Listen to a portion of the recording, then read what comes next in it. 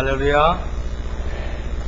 우리의 산성이 되시고 우리의 방패가 되어 주셔서 늘 우리를 구원의 길로 인도해 주시는 성부, 성자, 성령의 하나님을 향하여 할렐루야 찬양돼서 찬양했습니다.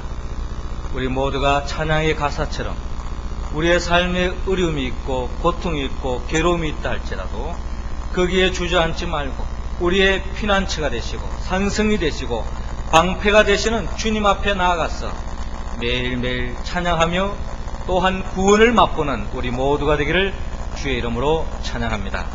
축원합니다. 우리 서로 옆 사람과 한번 인사 나눕시다. 찬양하며 삽시다. 한 남자가 사막에서 길을 잃고 헤매고 있었습니다. 몸은 지칠 대로 지치고 배도 고프고 목말라서 점점 죽어가고 있었습니다. 그런데 그 눈앞에 야자수습과 물소리가 나기 시작했습니다. 그 순간 오아시스다 하는 생각을 가지며 너무나도 기뻐 좋아했습니다. 그러나 잠시 후에 그는 생각하기를 내가 너무 배가 고파서 지치다 보니까 신기루를 본 것이 틀림없어 라고 생각하면서 오히려 반대쪽으로 걷기 시작했습니다. 그는 결국 얼마 못 가서 사막에서 쓰러져 죽고 말았습니다. 그 사람 뒤로 멀리 따라왔던 사람이 그 죽은 사람을 발견하게 되었습니다. 그런데 그 사람은 불과 오아시스에서 몇백 미터 떨어진 곳에 죽어 있는 것을 발견하게 되었습니다. 진짜 오아시스를 발견했지만 그것을 믿지 못하고 의심한 사람은 결국 죽음에 이르게 되었습니다. 참으로 불쌍한 사람입니다. 믿어야 할 것은 믿어야 합니다. 물론 우리가 이 세상을 살아가면서 우리는 모두 다 귀에 들려오는 이야기를 다 믿으며 살 수는 없습니다. 때로는 속지 않기 위해서 의심할 필요도 있다는 것을 우리는 인정합니다. 그러나 정말 믿어야 할 것을 믿지 못했을 때에 우리는 어리석은 사람이 될 수밖에 없습니다.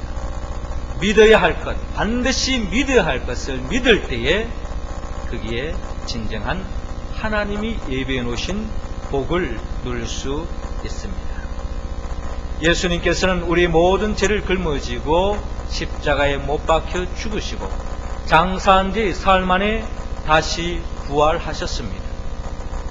이 소식을 우리는 아직도 알지 못하는 자에게 증거해야 합니다. 부활의 소식을 전할 때에 믿는 사람이 있는가 하면 믿지 않는 사람이 있죠. 믿는 사람이야말로 참으로 복받은 사람입니다. 그러나 믿는 사람들 가운데도 예수 그리스도의 부활에 대해서 바로 알고 확실하게 믿는 사람이 있는가 하면 예수님을 부활을 믿는다고 하지만 어렴풋이 알고 바로 알지 못한 채 대충 믿고 살아가는 사람이 많이 있다는 것입니다. 그러한 사람은 진정한 하나님이 예비해 놓으신 복을 누릴 수 없습니다. 예수님은 부활하신 후에 40일 동안 제자들 곁에 자주 찾아오십니다. 함께 하십니다. 그러면서 예수님은 제자들이 이 부활에 대해서 바로 알고 이 부활에 대해서 확신을 갖기를 원했습니다. 왜냐하면 부활에 대해서 확신할 때에 하나님이 예비해 놓으신 복을 누릴 수 있기 때문입니다. 하나님은 이 시간 우리 모두가 부활에 대해서 바로 알기를 원합니다. 부활에 대해서 바로 알 뿐만 아니라 부활에 대해서 확신할 수 있기를 원합니다. 그때에 성경이 약속하시는 복을 누릴 수 있다는 겁니다. 그렇다면 구체적으로 부활에 대해서 바로 알고 확신할 때에 구체적으로 하나님이 예비해 놓으신 복이 무엇입니까? 오늘 성경은 오늘 본문 36절에서 43절을 통하여 평강을 누린다고 재차 말씀하고 있습니다. 36절 말씀 우리 다 같이 읽겠습니다. 이 말을 할 때에 예수께서 친히 그 가운데 서서 가라사대 너희에게 평강이 있을지어다 하시니 아멘. 저를 따라하시기 바랍니다. 평강을 누립시다. 오늘 본문에서 우리는 부활하신 예수님께서 제자들에게 평강을 안겨주는 것을 바라볼 수 있습니다. 왜 예수님께서 제자들에게 평강을 안겨주고 있습니까? 예수님의 제자들은 부활하신 예수님을 만났음에도 불구하고 부활하신 예수님에 대해서 바로 알지 못했습니다. 예수님의 부활을 영적으로만 생각했습니다. 제자들은 예수님의 부활을 육으로 몸이 부활하신 것을 믿지 않았던 것입니다. 그러기에 부활하신 예수님이 오실 때 마치 유령이 온 것처럼 생각했다는 것입니다. 예수님의 제자들은 예수님의 부활을 믿지 않은 것이 아닙니다. 부활하신 예수님을 만났지만 아직도 부활에 대해서 온전히 바로 알지 못했다는 것입니다. 예수님이 부활 이후로부터 그리고 초대교회 속에서 끊임없이 논쟁되어졌던 사상이 하나 있는데 그것은 바로 영지주의 바탕 속에서 예수님이 부활한 것은 몸으로 부활한 것이 아니라 가연설이라, 눈에 보이는 영적인 하나의 신비에 불과하다. 그것은 육의 몸으로 부활한 것이 아니라고 계속 증거했습니다. 이 당시만 하더라도 예수님의 제자들도 직접 예수님을 만났음에도 불구하고 마치 영으로 본 것이 아니냐, 때로는 어떤 사람은 심지어 헛것을 본 것이 아니냐 하면서 부활에 대한 진정한 확신이 없었다는 것입니다. 이때에 예수님께서는 제자들에게 찾아오셔서 다시 한번 손에 못자국을 보여주시고 또 옆구리에 창자국을 보여주시면서 실제로 예수님에서 떡을 가져오너라, 그리고 생선을 가져오너라 하고 직접 잡수시는 모습까지도 보여주는 것을 볼 수 있습니다. 이것은 바로 예수님의 부활이 단지 영적으로만 생각할 것이 아니라는 겁니다. 환상적인 이야기가 아니라는 겁니다. 사실적이고 구체적인 몸으로 부활하셨음을 성경은 증거하고 있습니다. 이처럼 예수님의 부활은 환상적인 이야기가 아닙니다. 영적인 이야기만이 아닙니다. 구체적인 이야기입니다. 사실적인 이야기입니다. 역사적인 이야기라는 것입니다. 직접 입으로 생선을 먹고 직접 떡을 먹으셨던 것처럼 부활의 이야기는 구체적인 역사적인 사실의 이야기임을 성경은 우리에게 다시 한 번 더 증거하고 있습니다. 이는 결국 부활에 대해서 바로 알고 확신하기를 주님은 원하고 있습니다. 부활에 대해서 확신하는 사람만이 진정한 주님이 예비해 놓으신 구체적인 복을 누릴 수 있습니다. 어떤 마을에 꽃을 파는 할머니 한 분이 계셨습니다. 할머니는 언제나 행복한 웃음꽃을 활짝 피웠습니다. 사람들은 그 할머니를 가리켜서 행복한 할머니라고 불렀습니다. 어느 날 한 사람이 할머니에게 다가와서 묻습니다. 할머니, 무슨 좋은 일이 있습니까? 할머니는 특유의 밝은 웃음을 지으면서 말했습니다. 내게 행복의 비결이 하나 있지요. 이 나이에 어찌 좋은 일만 있겠습니까? 고통을 당할 때마다 저는 예수님을 생각합니다. 예수님은 금요일 날 십자가에 못 박히는 고통을 당하셨지만 그러나 사흘 만에 부활의 새벽을 맞지 않았습니까? 저는 고난이 다가올 때마다 마음속으로 사흘만 기다리자, 사흘만 기다리자. 예수님도 사흘 후에 다시 부활하셨는데 사흘만 기다리면 부활의 역사가 일어날 것이다.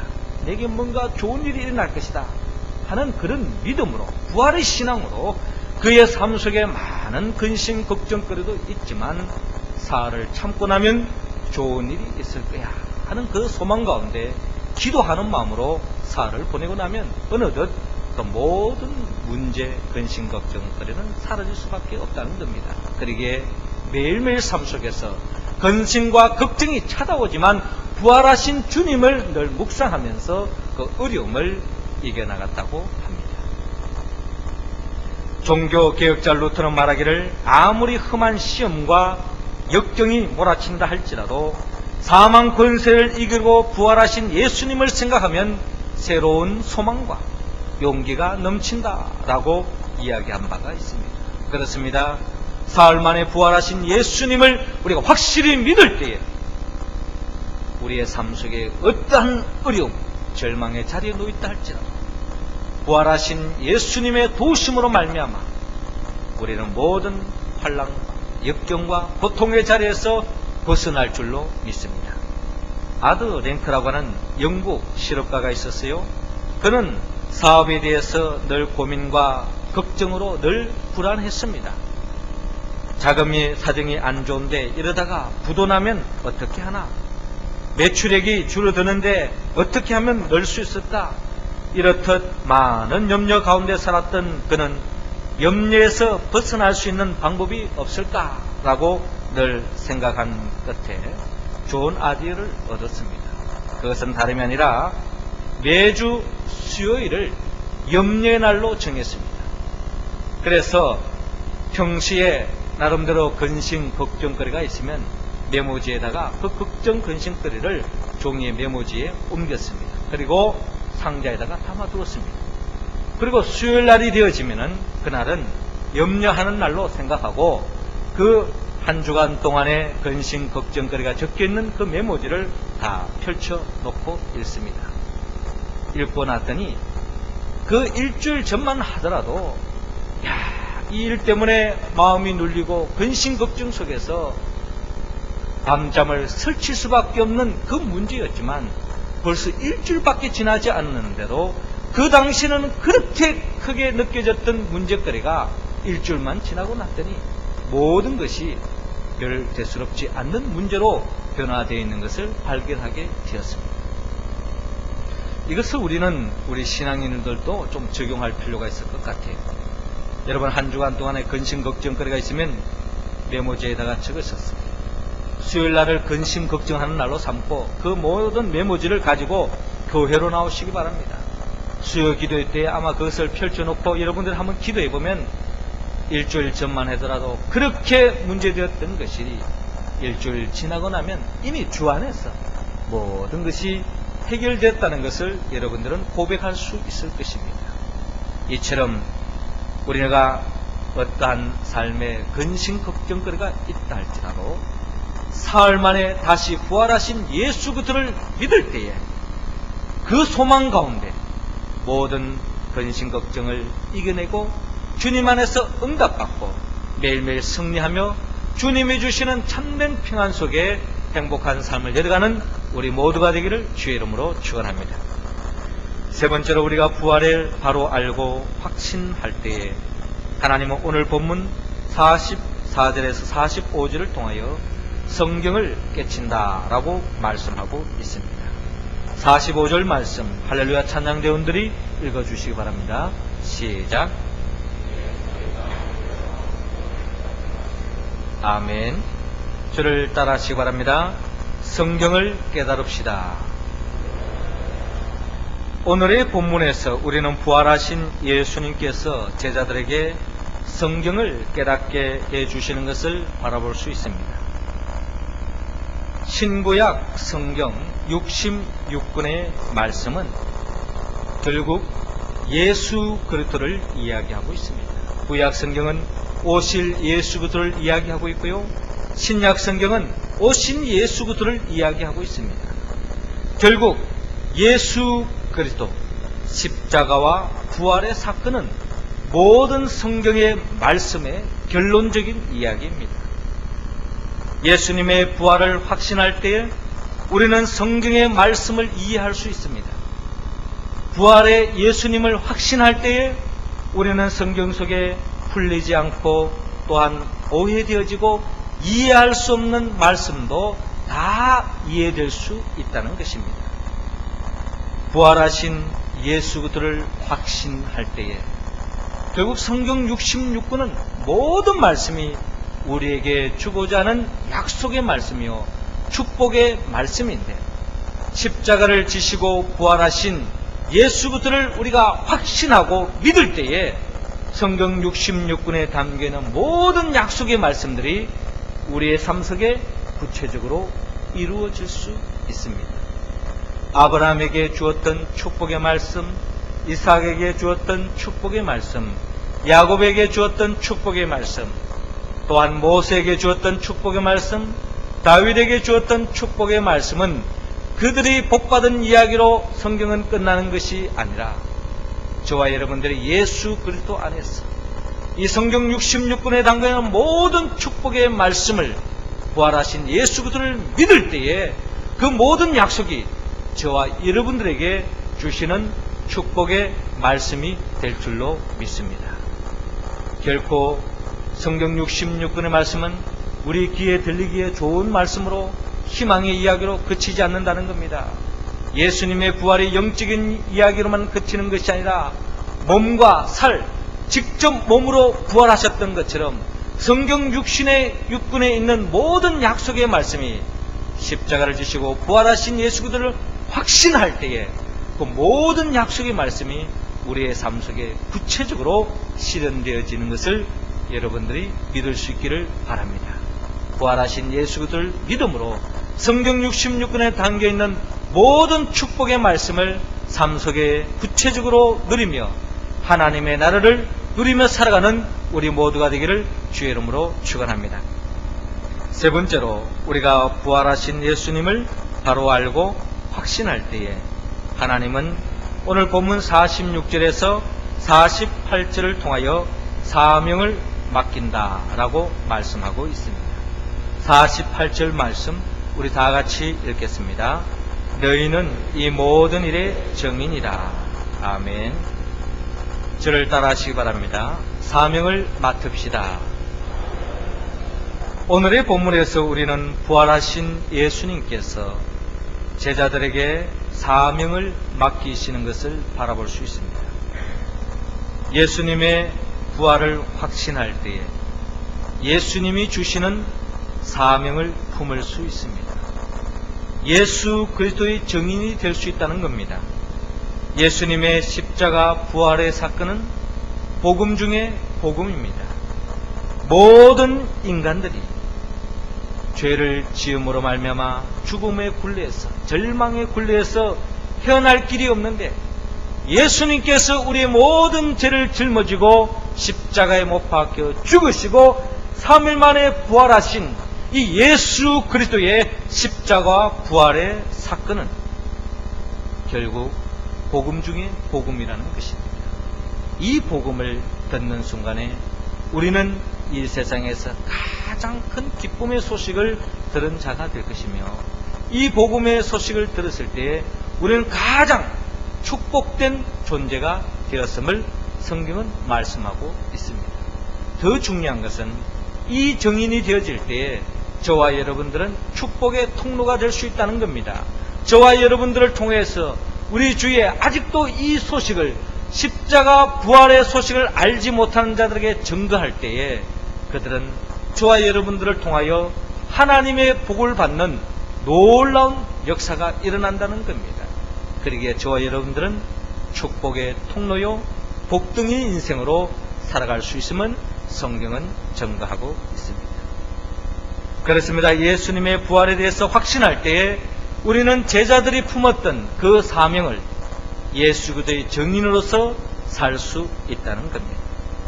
실존주의 철학자 피에르 게고르는 인간이 고독하고 불안한 것은 내가 무엇을 해야 할지 모르기 때문이다 라고 말한 바가 있습니다. 그는 대학 다니던 시절에 그의 일기에 이렇게 적었습니다. 온 천하가 다 무너질지라도 내가 이것만은 꽉 붙들고 놓을 수가 없다. 내가 이것을 위해 살고 이것을 위해 죽을 수 있는 나의 사명을 발견해야겠다라고 이야기한 바가 있습니다. 인생이 고독하고 불안한 것은 아직도 사명을 발견하지 못했기 때문입니다. 인생의 진정한 사명을 발견하게 되면 불안하고 고독하지 않습니다. 왜냐하면 진정한 하나님이 주시는 사명을 품을 때에 불안과 고독을 몰아내고 우리의 삶 속에 진정한 보람과 기쁨과 의미를 되찾을 수 있기 때문입니다. 이 세상에서 태어나서 가장 행복한 사람이 있다면 바로 사명을 품은 사람입니다. 사명을 위해서 열심히 일하는 사람, 이 사람이야말로 성공한 인생이요 행복한 인생이라는 것입니다. 헨리 나우에는 오늘의 이 현대인을 가리켜서 현대인은 분주하다, 그러나 지루하다라고 이야기한 바가 있습니다. 왜냐하면 현대인들은 진정한 사명을 품지 않았기 때문에 어디로 가야 할지 방향을 잃어버린 채 그저 죽지 못해 살아가며 분주하게 살아가고 있지만 진정한 삶의 의미와 기쁨과 보람을 얻지 못한 채 하루하루 살아가고 있는 이 현대인들을 지적하고 있습니다. 우리는 진정한 주님이 주시는 사명을 품을 때에 참된 만족과 기쁨과 행복으로 나아갈 수 있다는 겁니다. 오래전에 타임즈가 미국을 움직이는 가장 영향력 있는 인물 100명을 선정한 적이 있습니다. 이 중에 1위가 빌 게이츠도 아니었고 또 클린턴 전 대통령도 아니었고 현 대통령 부시 대통령도 아니었습니다. 미국을 움직이는 가장 영향력 있는 인물 1위는 오프라 윈프리였습니다. 여성 토크 진행자였던 것입니다. 그녀는 혼혈아로 태어나서 가난과 아픔 속에 자라났고 혼자 공부하면서 성경을 통해서 오늘의 자신을 일구었다고 간증했습니다. 그녀의 자서전에 보면은 이것이 사명이다 라는 책이 있는데 그 책을 보면은 4가지의 인생 철학을 우리에게 소개하고 있습니다. 첫 번째, 남보다 더 가졌다는 것은 축복이 아니라 사명이다. 둘째로, 남보다 아파하는 것이 있다면 그것은 고통이 아니라 사명이다. 셋째로, 남보다 설레는 게 있다면 그것은 망상이 아니라 사명이다.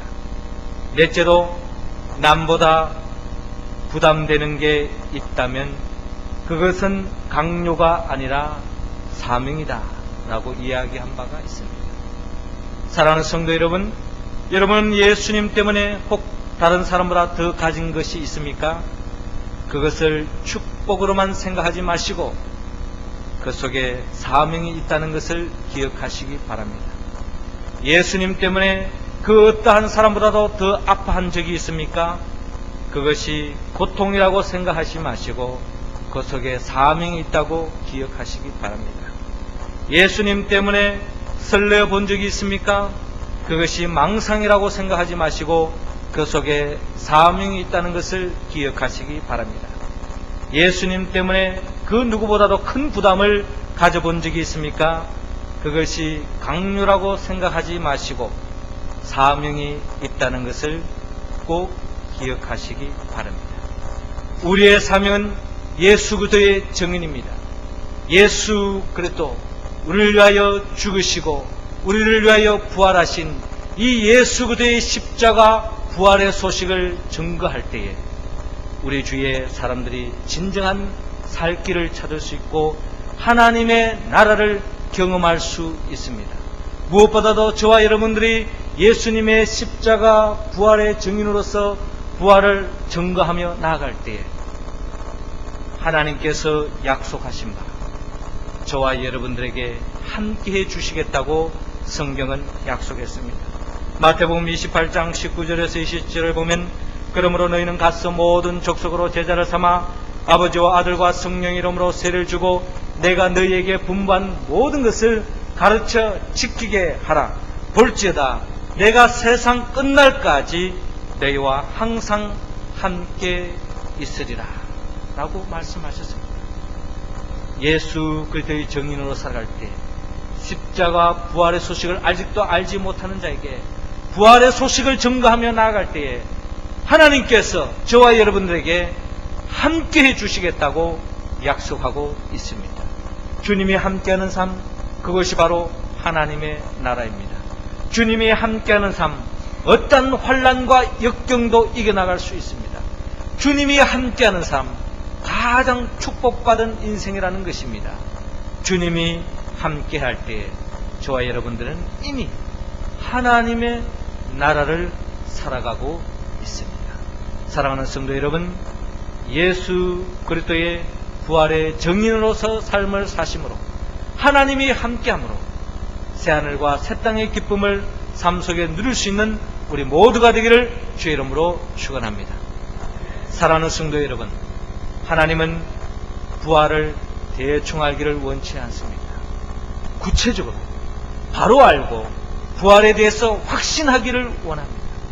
그때 하나님은 이 세상 그 무엇이 줄 수 없는 평안을 주신다고 약속합니다.